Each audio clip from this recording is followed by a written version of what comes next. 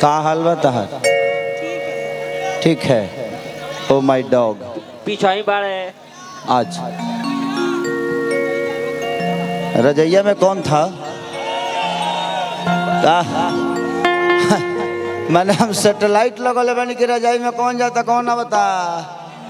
तुल हमरा के मिस्त्री बुझता रहो कि कमर डैमेज नहीं कर भाई गारंटी लिख के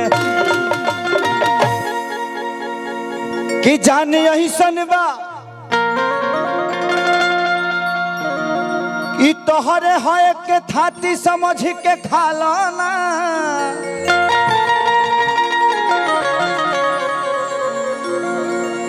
कि जियान जनी करे राजा जोगालना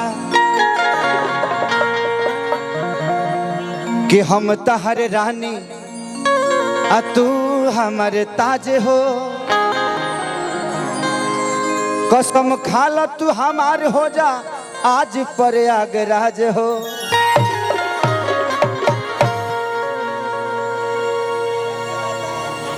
कि सब कुछ कइल जाइए राजा ये पूरा हलचल में। अजय महला होई आज तोहरे संगे सोना महल में।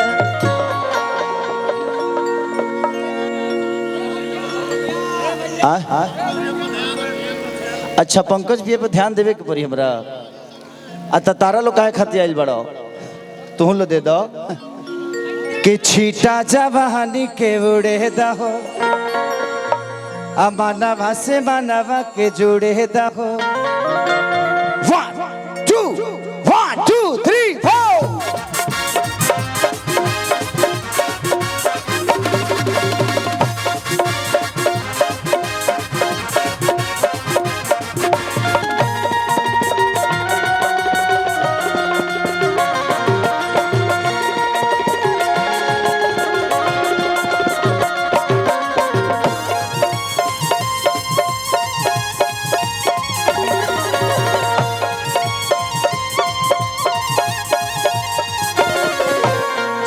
जवानी के उड़े दहो मानवा से मानवा के जुड़े दहो।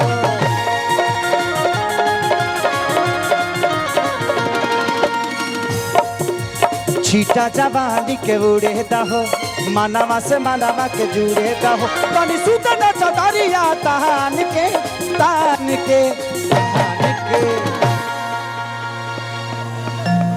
कि टूट जाही राजा जी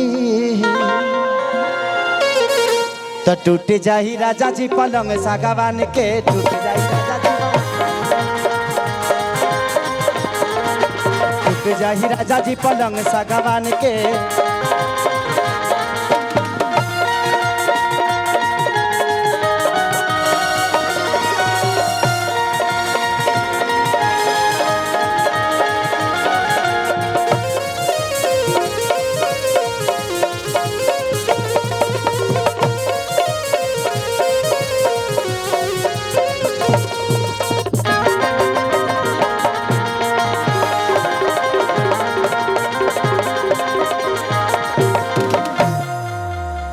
मर्दा कहता कि देखो न सटान के कपड़ा कटन के चादर बिछा दिहनी। देखिए मैं अपने परिवार में गा रहा हूँ और डीजीएस परिवार के सारे गार्जियन हैं मेरे। कल चल के सब लोग जाके घर पे मेरा कह देगा।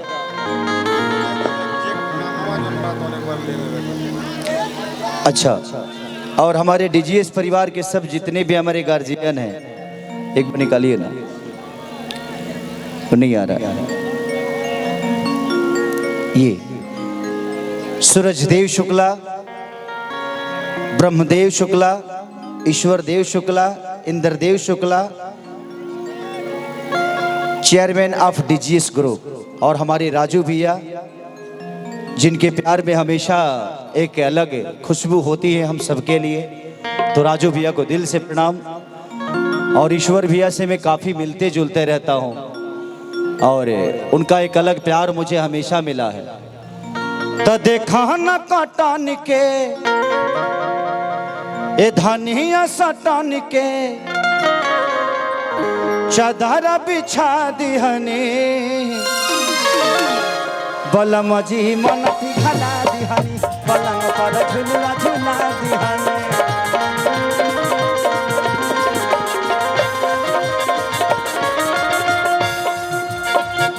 बलम जी मन पिघला दिहनी पलंग पर झुलुआ झुला।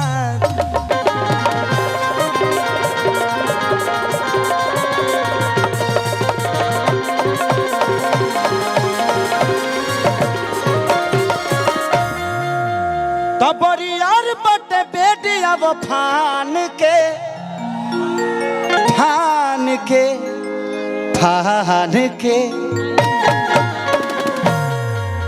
तो टूट जाही राजा जी रे बना रे बक्सावा है ना काटेला तरी रे। तो टूट जाही राजा जी पलंग सागवान के टूट जाही राजा जी पलंग सागवान के।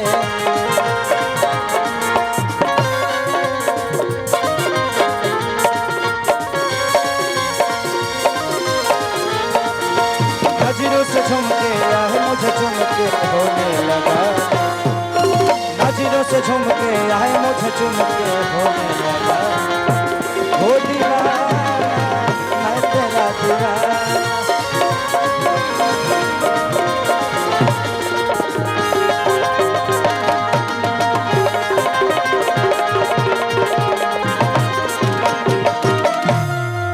आपके साथ करना है मुझे, मैं भी सोच रहा हूँ आपके साथ करूँ। गाना गाना गाना गाना गाना गाना करना है। वही जी रहे लो वही जी कैला मतलब वह होला। तो लो सब जना रिकॉर्डिंग डांस बहुत अच्छा बहुत अच्छा। तो लो सब जना पंकज भैया खाली सोचत रहो वही जी रहता लो कोनो बात में वही जी जीएसटी काटिए के चाहिए लोग के। मर्दा कहता कि करे चल हच के अरे साथ पंकज के अरे बतिया बता देती बलम जी गोद में सुता देती।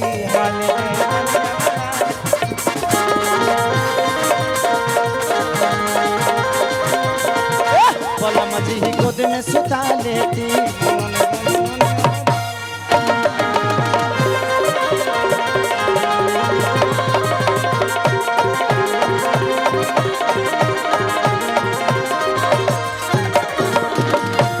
तो तू बहाना न बनावा सब जान के अरे जान के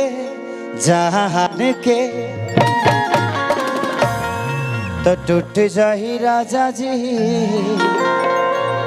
तो टूट जाही राजा जी पलंग सागवान के।